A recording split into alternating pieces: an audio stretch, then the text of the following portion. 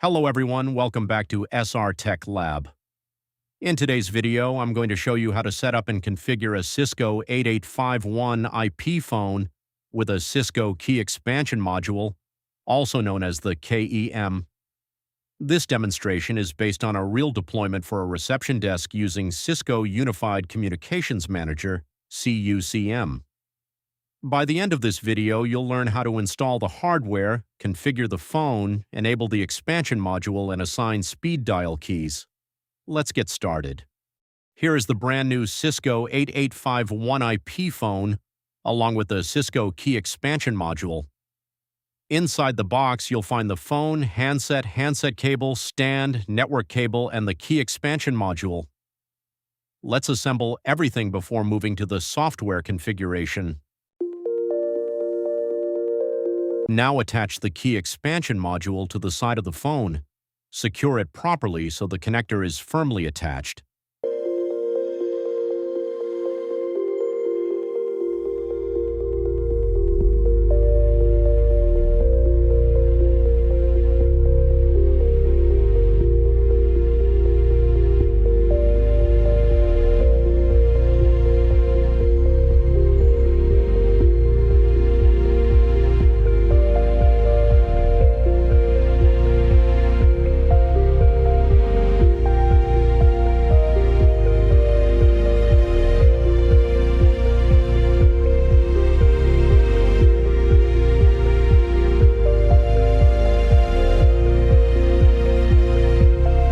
Next, connect the Ethernet cable from your network switch to the network port on the phone.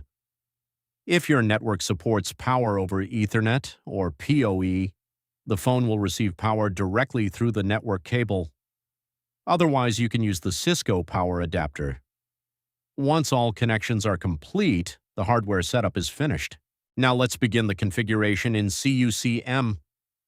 From the CUCM administration page, navigate to Device, then select Phone. Click on Add New to add a new IP phone. From the list of phone models, select Cisco 8851 and click Next.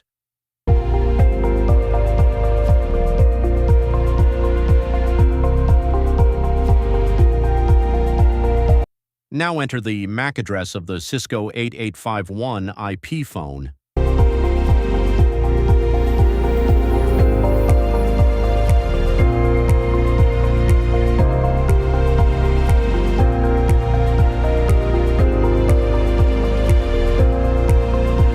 Next, enter a description for the phone.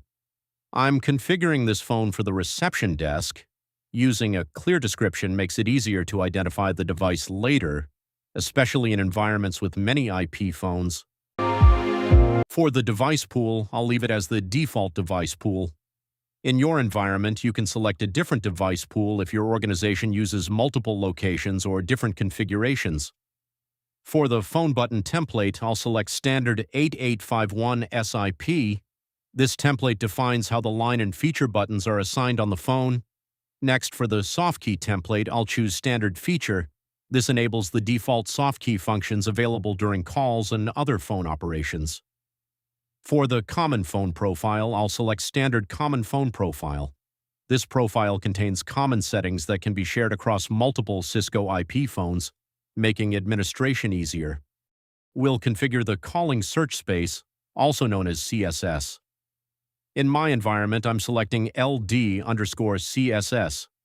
Your organization may use a different calling search space depending on your dial plan and call routing requirements. A calling search space determines which numbers or partitions a phone is allowed to call. In simple terms, it controls the calling permissions for the device. For example, it can define whether a phone is allowed to make internal calls only, or if it can also make local, national, or international calls. Next is the AAR calling search space. AAR stands for Automated Alternate Routing. In my environment, I'm also selecting LD_CSS for this field. AAR is used when the preferred call path is unavailable. It allows CUCM to route the call through an alternate path based on your organization's call routing configuration. If your organization doesn't use AAR, this setting may be different or left as the default. Next, I'll change the owner user ID to anonymous. Since this is a reception phone and not assigned to any specific employee, using anonymous is suitable in this case. I'll leave the rest of the settings as their default values.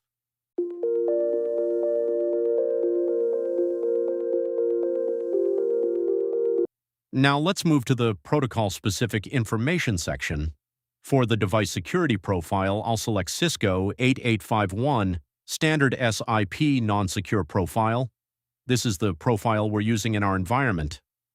Next, for the rerouting calling search space, I'll select LD_CSS. Again, this is the calling search space used in our CUCM environment. For the SIP profile, I'll choose Standard SIP Profile. I'll leave all the remaining settings in this section at their default values and continue with the next step.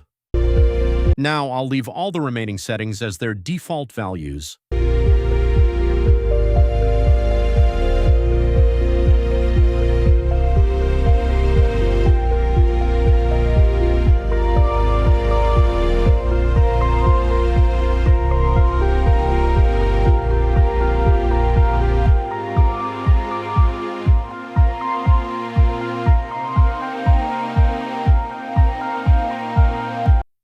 Next, click Save to create the phone configuration. After that, click Apply Config to apply the changes. Now the phone has been added successfully. The next step is to configure the phone extension. To do that, click on Line 1. This is where we'll assign the extension number and configure the line settings. Now we're in the Line 1 configuration page. First, enter the directory number, which is the extension number for this phone. Next, select the appropriate root partition. In my environment, I'm using the internal partition. In this example, I'm replacing an existing IP phone, so this extension is already configured on another Cisco phone. That's why you can see the previous phone's MAC address under Associated Devices. After saving this configuration, I'll associate this extension with the new Cisco 8851 phone. Next, enter the description, alerting name, and ASCII alerting name. These names are displayed on the phone and help users identify the extension. For the calling search space, I'll select LD_CSS. This is the calling search space used in my CUCM environment. Your organization may use a different one. Next, for the BLF presence group, I'll select Standard Presence Group. This setting allows other Cisco phones to monitor the status of this extension, such as whether the line is idle or busy, if your organization uses the BLF feature. I'll leave the remaining settings at their default values and continue with the configuration. Next, under the Line 1 device settings, I'll enter the same description in the display, caller ID, ASCII display, caller ID, and line text label fields. Using the same name in these fields helps identify the extension and displays a clear label on the phone screen.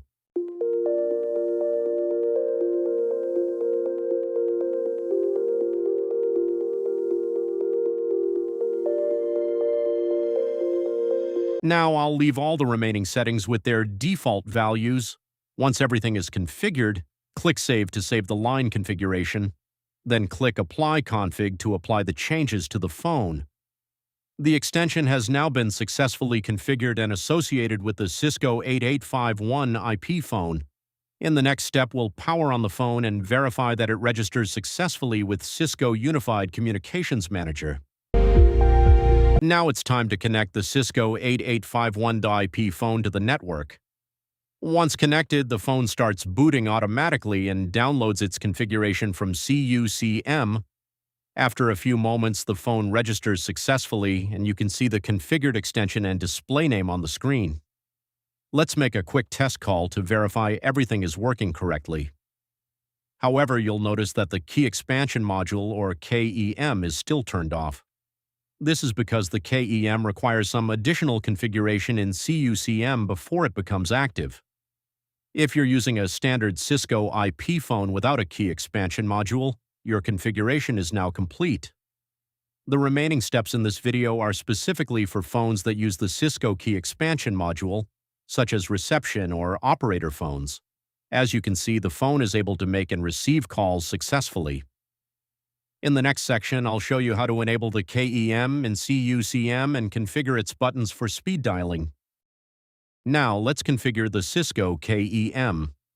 To enable it, go back to the phone configuration in Cisco Unified Communications Manager. Scroll down to the Expansion Module Information section. From the drop-down list, select Cisco CP880028 Key Expansion Module.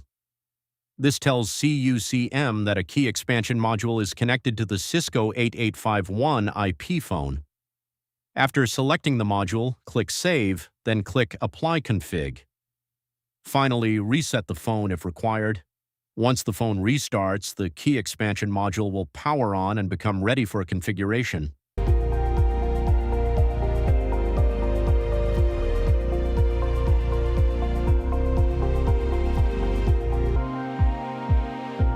Now let's configure the Key Expansion Module, or KEM.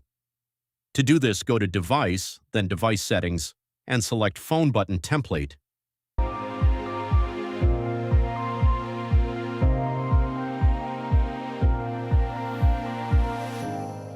Since I want to customize the buttons on the expansion module, I'll create a new custom phone button template.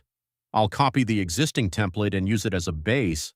This is a good practice because it keeps the original Cisco template unchanged while allowing us to customize the button layout.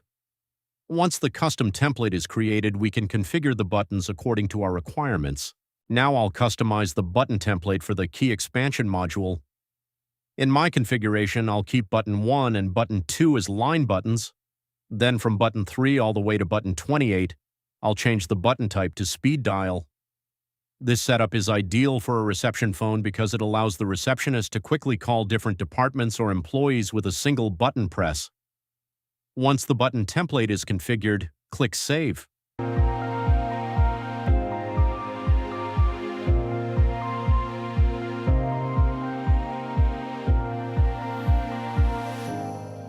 Now let's assign the new phone button template to the Cisco 8851 IP phone. Go back to the phone configuration. Under Phone Button Template, change it from standard 8851 SIP to the custom phone button template that we just created. Once you select the new template, you'll notice that the line buttons we configured are now displayed on the left side of the phone configuration page. This confirms that the custom button template has been applied successfully. Now click Save, then Apply Config. If prompted, reset the phone so the changes take effect.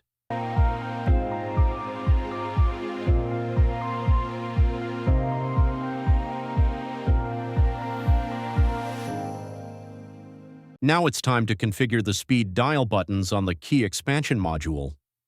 On the left side of the phone configuration page, you'll see the additional button positions that were created by the custom phone button template.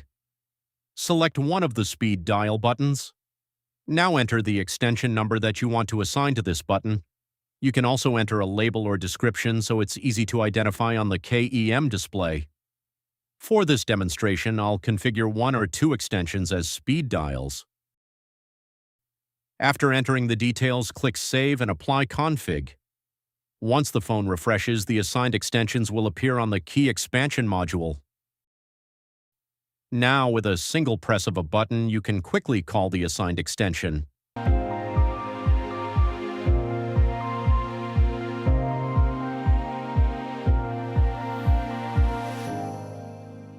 And the same way, you can add up to 28 speed dial extensions on the Cisco Key Expansion Module depending on your requirements.